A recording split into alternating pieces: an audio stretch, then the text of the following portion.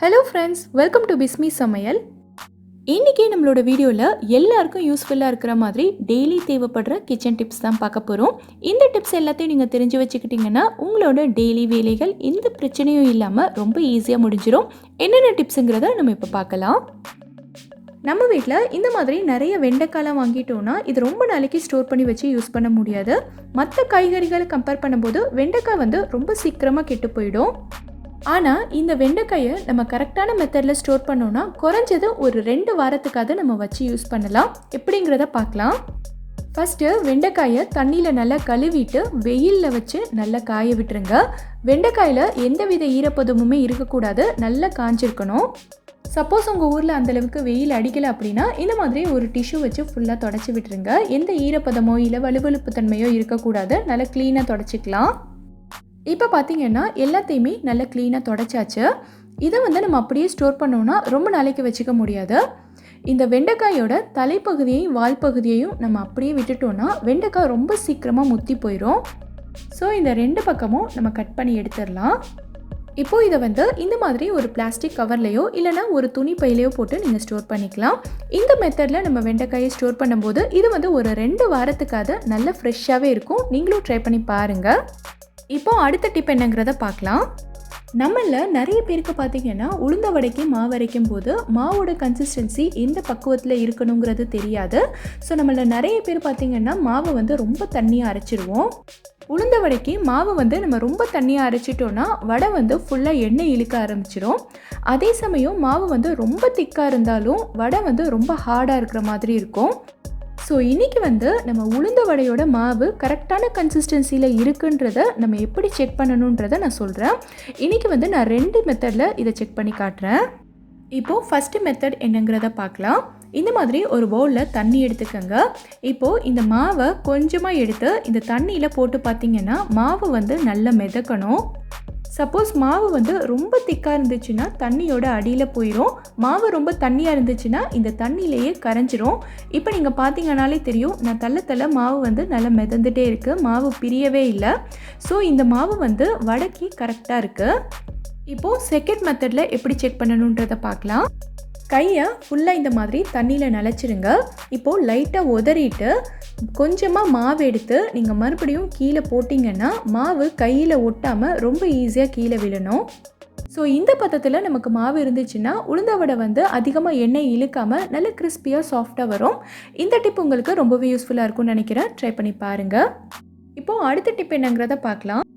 இந்த மாதிரி பூண்டை உரிச்சிட்டு நம்ம ஃப்ரிட்ஜில் ஸ்டோர் பண்ணி வைக்கும்போது பார்த்திங்கன்னா இது ரொம்ப நாளைக்கு நமக்கு இருக்காது. பூண்டு ஒரு மாதிரி மஞ்சள் கலரில் அழுகி போன மாதிரி ஆயிரும். ஸோ அந்த மாதிரி பிரச்சனையெல்லாம் இல்லாமல் இந்த உரிச்ச பூண்டை ரொம்ப நாளைக்கு ஃப்ரெஷ்ஷாக எப்படி ஸ்டோர் பண்ணி வைக்கிறதுன்னு பார்க்கலாம். இந்த மாதிரி நல்ல ஒரு ஏர்டைட்டான டப்பா எடுத்துக்கோங்க. இல்லைனா நீங்கள் ஒரு கிளாஸ் பாட்டிலில் கூட ஸ்டோர் பண்ணிக்கலாம். எதுனாலும் ஓகே தான். நம்ம ஸ்டோர் பண்ண போகிற டப்பாலையோ இல்லை பூண்டுலையோ எந்தவித ஈரப்பதமும் இல்லாத மாதிரி பார்த்துக்கோங்க. இப்போ நம்ம உரிச்சு வச்சுருந்த பூண்டை இந்த டப்பாவில் போட்டுட்டு கொஞ்சமாக இதில் மஞ்சள் தூளும் உப்பும் சேர்த்துக்கோங்க. சேர்த்துட்டு இந்த மாதிரி நல்லா கலந்து விட்டுக்கோங்க. நம்ம சேர்த்துருக்க இந்த மஞ்சள் தூளும் உப்பும் இந்த பூண்டுக்கு ஒரு ப்ரிசர்வேட்டிவ் மாதிரி இருக்கும்.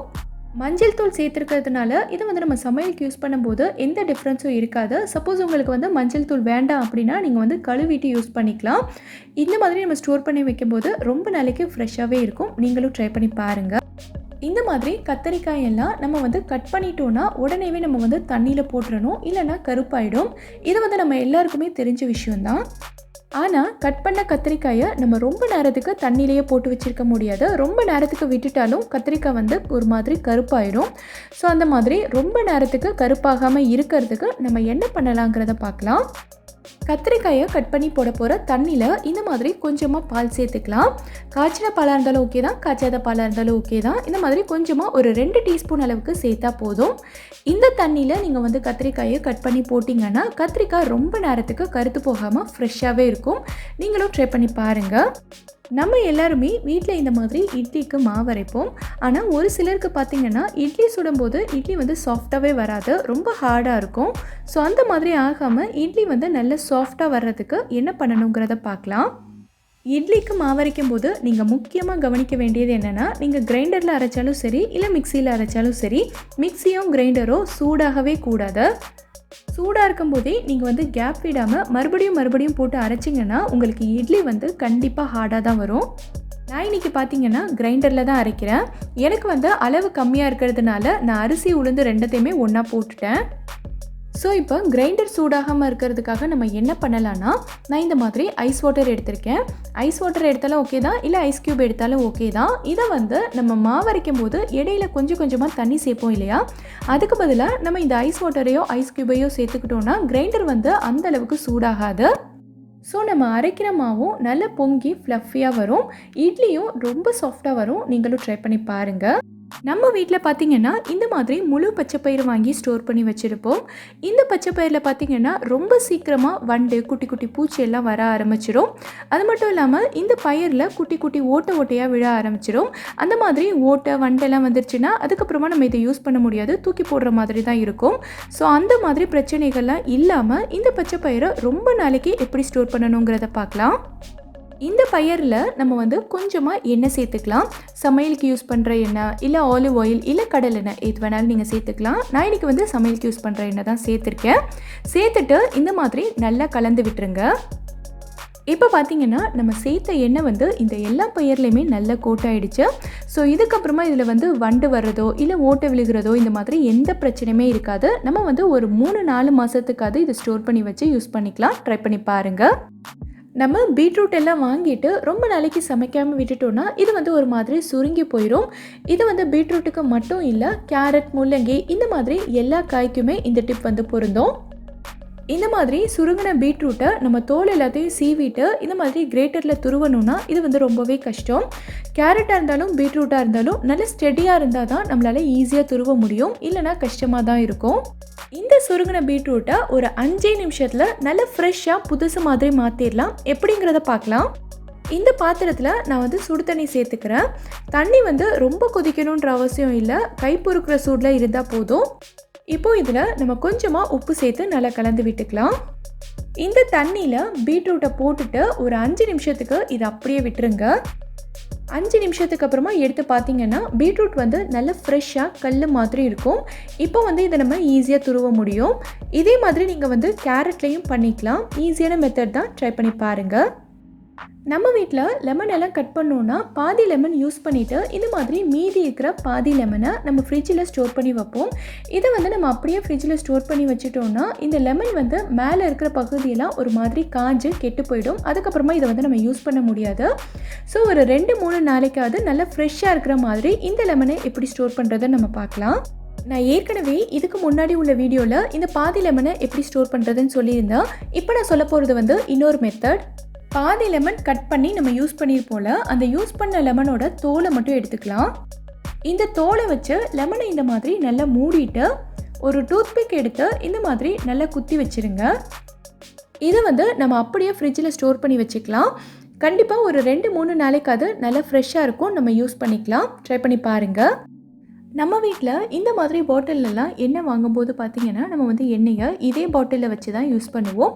மேலே இருக்க மூடியை திறந்துட்டு உள்ளே வந்து சின்னதாக ஓட்டை போட்டு நம்ம வந்து யூஸ் பண்ணுவோம். இதே பாட்டிலில் நம்ம வச்சு யூஸ் பண்ணும்போது பார்த்திங்கன்னா எண்ணெய் ஊற்றி முடித்ததும் சைட்லலாம் எண்ணெய் வந்து வலிய ஆரம்பிக்கும்.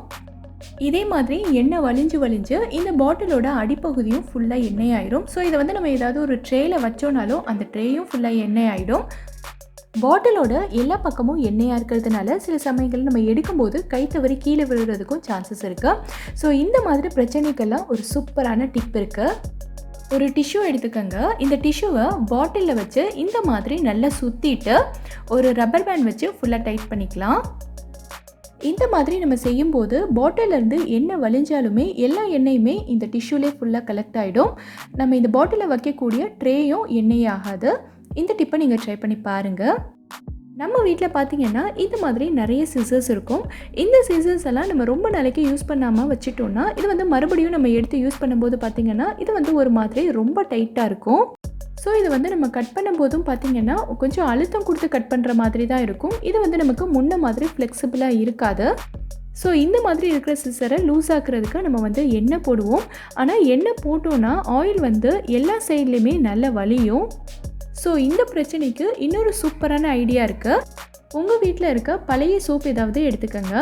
இந்த சோப்பை வச்சு சிசரோட இந்த இடத்துலலாம் ஃபுல்லாக நம்ம வந்து தேய்ச்சி விட்டுறலாம். சோப் வச்சு நல்லா தேய்ச்சிட்டு ஒரு 4-5 தடவை இந்த மாதிரி திறந்து மூடினீங்கனாலே போதும். சிசர் வந்து நல்ல லூஸாக ஃப்ளெக்சிபிளாக வந்துடும். இந்த வீடியோவில் நான் சொல்லியிருக்க எல்லா டிப்ஸுமே உங்களுக்கு ரொம்பவே யூஸ்ஃபுல்லாக இருக்கும்னு நினைக்கிறேன். எந்த டிப் உங்களுக்கு ரொம்ப யூஸ்ஃபுல்லாக இருந்ததுங்கிறத கமெண்ட் பாக்ஸில் எனக்கு சொல்லுங்கள். இந்த வீடியோ பிடிச்சிருந்தா லைக் பண்ணுங்கள். உங்கள் ஃப்ரெண்ட்ஸ், உங்கள் ஃபேமிலி மெம்பர்ஸ் கூட இந்த வீடியோவை ஷேர் பண்ணுங்கள். மறக்காமல் நம்ம பிஸ்மி சமையலுக்கு சப்ஸ்கிரைப் பண்ணிவிட்டு பக்கத்தில் இருக்கக்கூடிய பெல் ஐக்கானை கிளிக் பண்ணி அதில் ஆல் ஆப்ஷனையும் செலக்ட் பண்ணுங்கள். தேங்க்யூ.